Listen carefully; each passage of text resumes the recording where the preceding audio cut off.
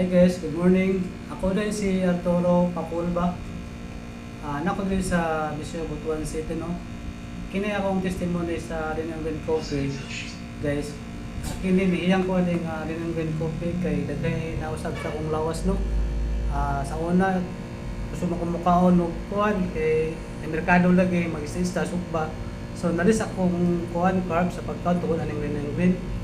So gawas sa kuan na high blood, ilis po akong high blood sa coffee o sa cholesterol o mababa o timbang.